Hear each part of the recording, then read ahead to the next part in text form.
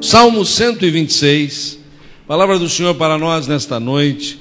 Peço a gentileza de todos colocarem-se em pé, acompanharem a leitura das Sagradas Escrituras, esta mensagem de ânimo, de incentivo, de estímulo à nossa fé, de ações de graças pelas bênçãos que Deus tem derramado na vida do seu povo. Salmo 126. Diz assim a Escritura Sagrada: quando o Senhor restaurou a sorte de Sião, ficamos como quem sonha. Então a nossa boca se encheu de riso e a nossa língua de júbilo. Então entre as nações se dizia: grandes coisas o Senhor tem feito por eles. Com efeito, grandes coisas fez o Senhor por nós, por isso estamos alegres. Restaura, Senhor, a nossa sorte como as torrentes no Neguev. Os que com lágrimas semeiam, com júbilo ceifarão. Quem sai andando e chorando enquanto semeia, voltará com júbilo, trazendo os seus feixes. Senhor, nós estamos lido a Tua palavra, ela está não apenas diante dos nossos olhos, mas à mercê da Tua vontade, do Teu propósito para conosco, e desejamos que ela penetre fundo em nossa alma, que ela venha discernir os pensamentos mais profundos do nosso coração, e ela venha nos instruir, ela venha demarcar os limites, os parâmetros que estarão consoante a Tua vontade, Senhor. Fala ao nosso coração nesta noite, nutre a nossa alma, Senhor. Abençoa a igreja aniversariante, pela qual Te damos graças, pela vida de cada pessoa, pelo trabalho realizado ano após ano.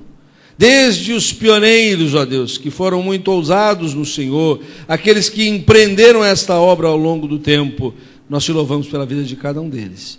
E sobre o Teu povo nesta noite rogamos as Tuas bênçãos, em nome de Jesus. Amém. Vamos assentar.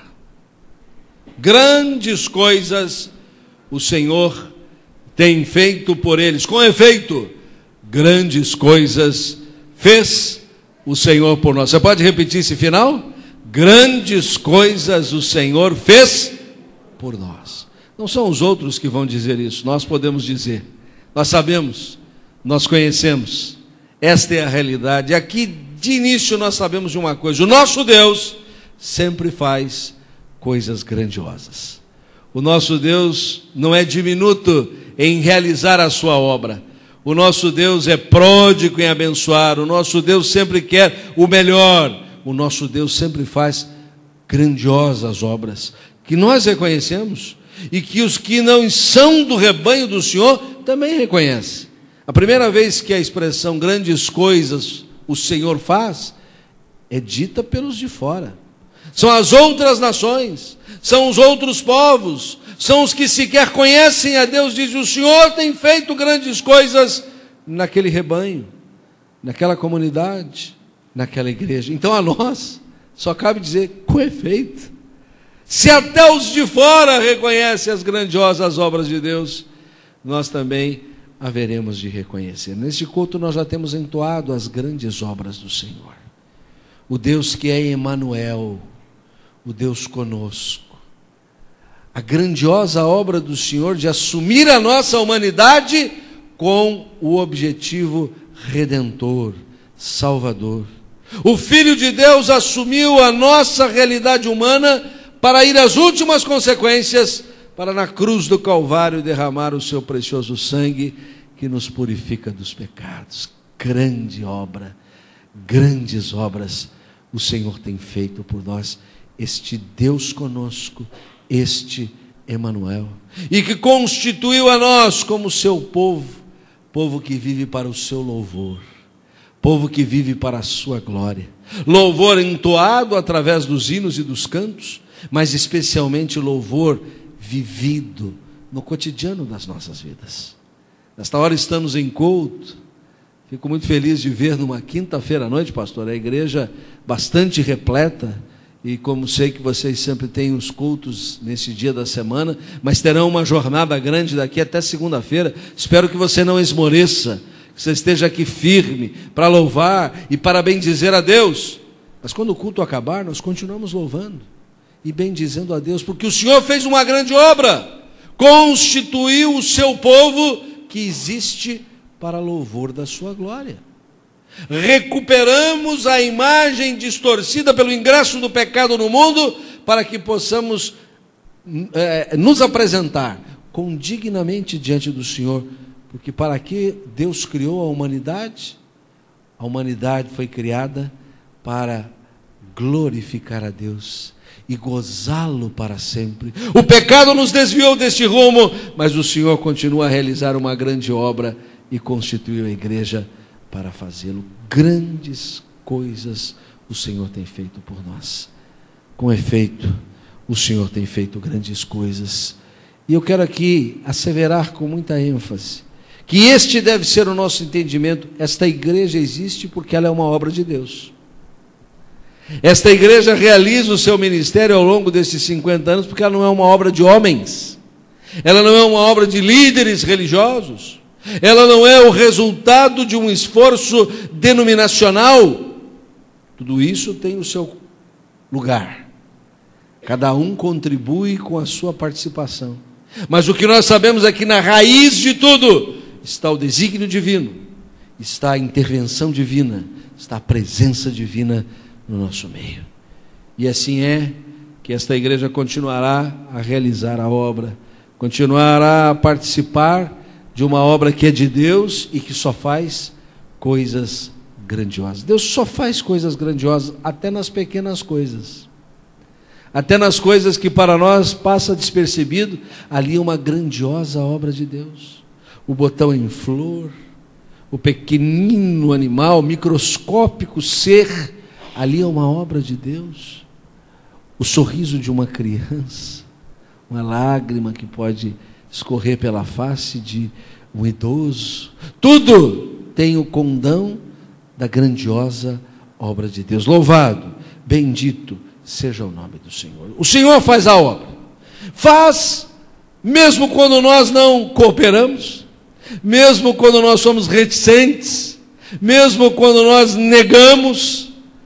Deus é fiel. A fidelidade do Senhor é a nossa segurança. A fidelidade do Senhor em levar a obra adiante, independentemente da nossa boa vontade, do nosso temperamento, das nossas variações, é a segurança de que a obra não vai findar.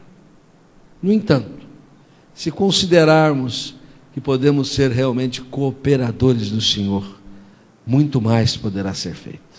Quero aqui reconhecer que a Deus toda a honra, toda a glória, porque esta é uma obra do Senhor, mas Ele nos chamou, nos comprometeu, nos convocou para sermos partícipes com Ele desta grandiosa obra, e é disso que eu quero tratar nesta noite. A nossa participação, a nossa cooperação, a modalidade pela qual nós empreendemos o reino do Senhor, levando a obra que é do Senhor a um patamar mais elevado. E eu quero aqui me deter apenas num dos versículos que nós lemos, que é o último, o versículo 6. A descrição deste salmo, muito belo, conhecido de todos nós, vai refletir que o povo de Deus estava precisando de um tempo de renovação, de restauração, de voltar aos tempos mais prósperos, e para isso, o salmista ora: restaura, Senhor, a nossa sorte como as torrentes do Negueb. O deserto do Negueb tem uma característica muito interessante. Como deserto que é, uma parcela muito grande do ano ele fica absolutamente seco. Há uma aridez enorme. Há ali um cenário de escavações que criam vales muito profundos, chamados de vadis ou oadis. E o adi quer dizer exatamente isso, vazio. Mas eis que a certa altura do ano as chuvas vêm fortíssimas, vêm torrenciais, tipo as que têm caído lá no estado do Acre e que têm provocado um grande prejuízo àquela nossa gente querida. E aqueles wadis vazios transbordam, enchem-se a ponto de trazer um reverdecimento àquela região. E é neste cenário que o salmista reconhece: Senhor, nós estamos precisando desse tipo de restauração. Renova, impulsiona a tua obra, Senhor. E o salmista prossegue na sua oração reconhecendo, versículo 6 agora: quem sai andando e chorando, enquanto semeia, voltará com júbilo, trazendo os seus feixes. Eu quero me deter nesse versículo para salientar algumas coisas que nós precisamos considerar no que tange a nossa participação. A obra de Deus, tudo Deus faz grandioso, o Senhor está no controle de todas as coisas, mas Ele nos chamou a cooperar. E eu creio que esta igreja só alcança o seu jubileu de ouro, porque ela realmente reconhece que pode cooperar, que pôde fazer a obra do Senhor até esse momento e vai continuar avançando. A primeira coisa que eu quero destacar é que uma obra só avança quando nós temos a coragem para começar. Não tem jeito das coisas seguirem em frente se não tiverem um início. Não há como chegar a 50 anos de organização sem ter passado pelo primeiro ano, e esse casal que estava aqui foi testemunha daquele começo. Começo difícil, começo simples, começo que ainda não dá o vislumbre de tudo que pode vir a acontecer. Zacarias assim conclama o povo de Deus, dizendo assim: lembra-te do dia dos humildes começos. A obra é grande. Deus só faz coisas grandiosas, mas às vezes as coisas começam muito pequenas. Como o ser humano, que é resultado do encontro de duas células germinativas, o pai e a mãe, algo microscópico, e depois vira essa gente grande, bonita. Bom, nem todos, né? Mas tudo bem, né? Começa pequeno, mas cresce. O salmista diz assim: quem sai. O verbo sair aqui foi escolhido muito apropriadamente, porque ele aponta para uma iniciativa, um começo, a capacidade de desalojar-se, de desacomodar-se, de não ficar na zona de conforto, de não ficar acomodado. A verdade, disse-me que estas poltronas foram adquiridas mais recentemente. Havia os bancos de madeira, né? Os bancos de madeira são meio desconfortáveis, né?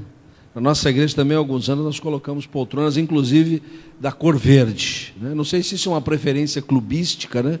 Algum desejo aí de manifestar a sua paixão futebolística, mas, em todo caso, cuidado com uma poltrona tão confortável como essa, que você não vai querer sair daqui de dentro. É? Gostoso, está confortável, o ventilador está girando, está mais fresquinho que lá fora.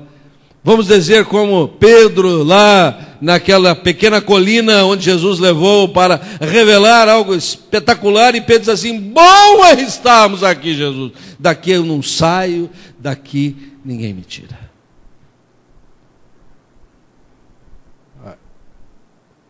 O reverendo Ciro me dizia que esse trabalho teve um começo com a primeira igreja de Santos, depois parou, e a igreja presbiteriana de São Vicente reassumiu o trabalho e levou a organização há 50 anos. Se tanto os irmãos de Santos como os irmãos de São Vicente não saíssem, não se deslocassem, não tomassem uma balsa para vir para o lado de cá, eu nem sei que tipo de balsa tinha naquele tempo, hoje tem esses modernos ferry, né? Mas porque é muito fácil a gente passar um domingo de tarde descansando, né? Depois de comer aquela macarronada com frango, né? E aí o pastor chega na escola dominical e diz: gente, hoje à tarde todo mundo lá na congregação, lá no ponto de pregação. Tem que sair, tem que levantar, tem que marchar, tem que começar alguma coisa. Estou ciente de que esta igreja tem avançado agora, porque tem saído também. Tem saído ali para a Enseada, tem saído para o outro trabalho aqui no município. E eu creio que há muitos lugares ainda para serem conquistados. É a nossa cooperação numa grandiosa obra que é de Deus. Quem sai? É preciso ter coragem para começar. Porque os acomodados são covardes. Os acomodados são geralmente bons de crítica, de observações negativas, de ver o que não vai bem, mas os corajosos se levantam, saem, têm iniciativa, vão avante. A segunda coisa que eu quero destacar nesse versículo é que os verbos são posicionados de uma maneira muito clara e muito lógica e nos ajudam a compreender o sentido da nossa participação, porque tão logo o salmista diz: quem sai andando. Nossa leitura muito séria às vezes não deixa perceber que aqui existe uma lição muito importante.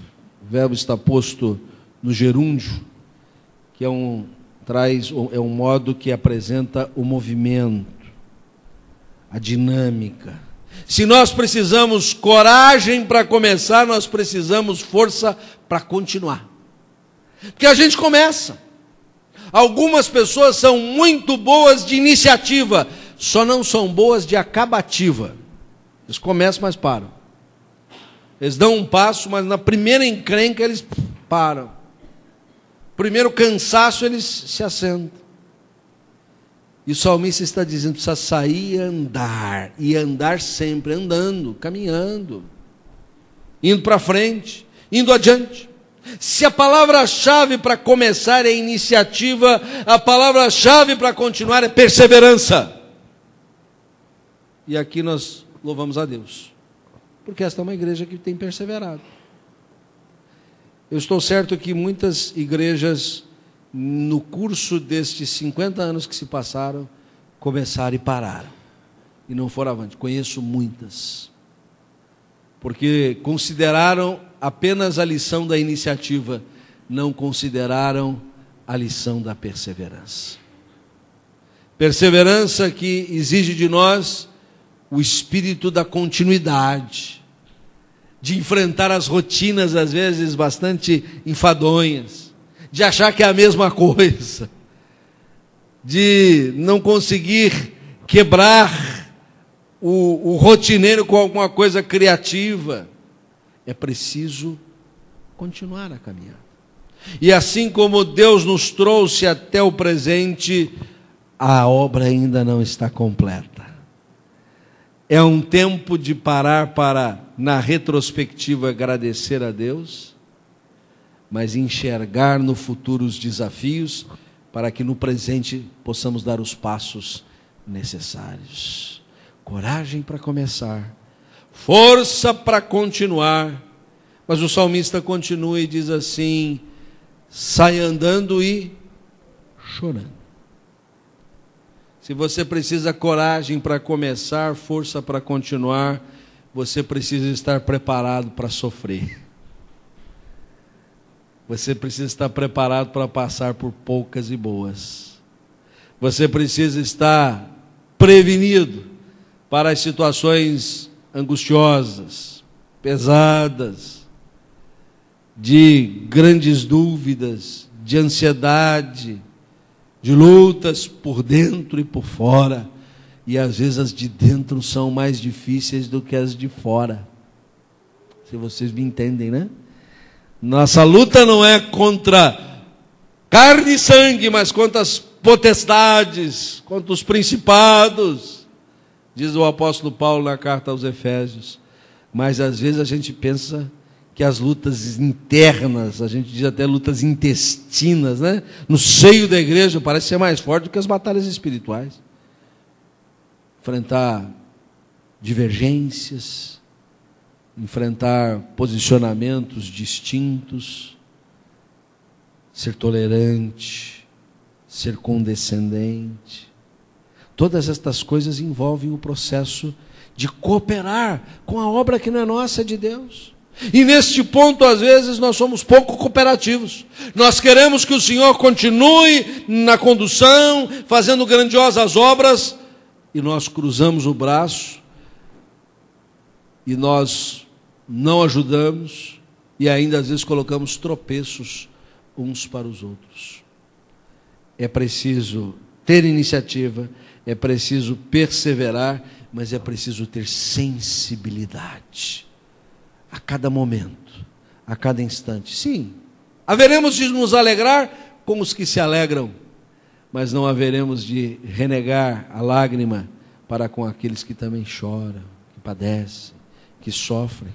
E nós mesmos estaremos chorando, ora chorando nossos pecados, e por isso o culto de adoração a Deus sempre nos privilegia com a oportunidade da confissão.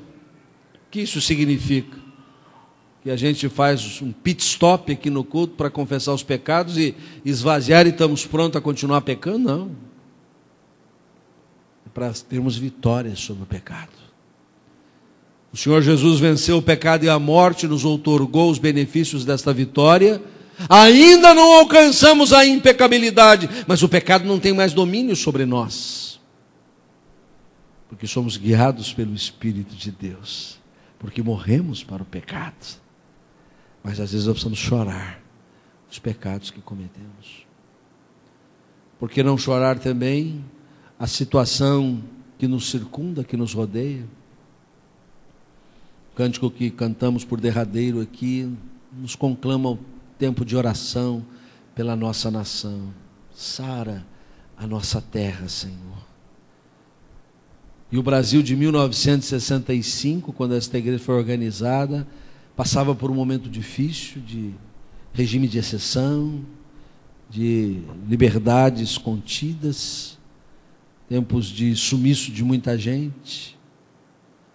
E hoje, 50 anos depois, mutatis mutandis, nós estamos padecendo muitas agruras. A gente chora também, porque a igreja não está alienada do seu contexto. A igreja sabe que tem missão neste mundo. O texto lido de Isaías, na parte do versículo 8, é a pergunta do Senhor: quem é que vai? Quem é que há de ir por nós? E assim como o profeta respondeu: eis-me aqui, envia-me a mim, a igreja continuadamente está respondendo: pode contar conosco, Senhor, nós vamos lá. Nós vamos orar, nós vamos interceder, nós vamos clamar pelas autoridades constituídas. O Brasil está precisando muito mais de oração do que passeata. O Brasil está precisando muito mais de intercessão diante do trono da graça do que movimentos grevistas para aqui, para ali, para colar. Agora, a maior parte da população não sabe disso, mas nós sabemos. Aqui eu não quero emitir nenhum juízo de valor, sugerindo que você não deva fazer isso ou aquilo, a depender da sua posição política, da sua condição até profissional. Às vezes é inevitável até estar e precisa estar. Eu quero dizer que você tem algo a mais. Mais do que marchar por uma causa, mais do que parar por uma causa, você tem uma causa superior, mais elevada, que é orar pelo Brasil. Senhor, sara a nossa terra. E como é que a gente ora se não chora? Se não derrama uma lágrima por esta nação? Quem sai andando, chorando, porque toma a iniciativa, porque persevera, mas porque é sensível ao quadro interno e externo.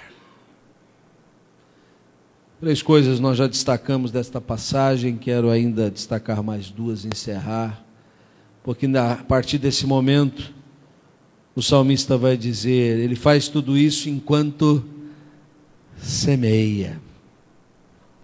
E uma semeadura significa ter aquela atitude de saber esperar até que a semente brote, crie raízes, o caule comece a se apresentar, a folha, a flor, o fruto. Demora um pouquinho. Por isso, a lição que nós extraímos da ideia da semeadura é que nós precisamos ser firmes, mas não apressados. A obra do Senhor tem que ser feita com firmeza, com dedicação, com empenho, mas não com a pressa de quem está plantando alface, couve. Nós somos plantadores de cedros. A gente semeia, rega, vigia, tira as pragas, aguarda que as intempéries não tomem conta do cenário, e aí nós teremos frutos maravilhosos. O ponto que eu quero destacar aqui é a necessária paciência. A obra que é do Senhor, o Senhor que é o soberano desta obra, conta conosco como seus cooperadores que têm paciência para servir.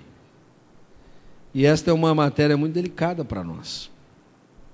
Inúmeras vezes a Bíblia nos chama a esperar no Senhor. Espera a minha alma no Senhor, esperar em Cristo. E eu estou convencido que o número de vezes que a Bíblia usa essa expressão esperar, é porque o Senhor e a sua palavra reconhecem que nós não sabemos esperar. Porque se nós soubéssemos, não diria tantas vezes assim, né?